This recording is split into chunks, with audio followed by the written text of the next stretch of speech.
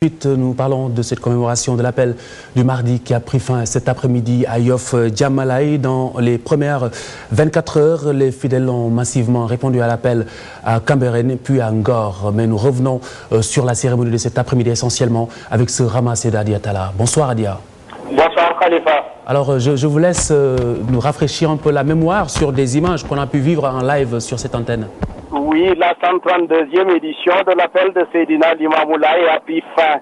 Le dernier intervenant, Mamadou Lamine Laye, porte-parole du Khalif, a dans son discours exhorté les politiciens, particulièrement en cette période de campagne électorale, à tenir un langage de vérité aux populations et de ne jamais faire des promesses sans les respecter. Il a axé son intervention sur la vie du guide de Layène, un homme vertueux, humble, ouvert d'esprit, et sur les vertus également du puits qui se trouve près du mausolée du défunt Khalif.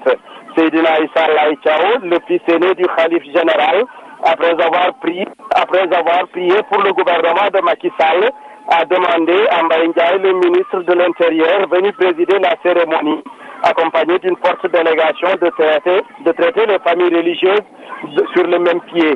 Le ministre de l'Intérieur a rassuré son interlocuteur en déclarant que le président de la République a toujours œuvré dans ce sens.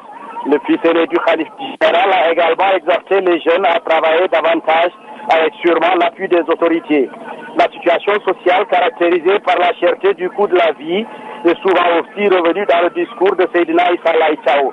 Les fidèles se sont réjouis de l'organisation de la 132e édition qui a connu moins de couacs.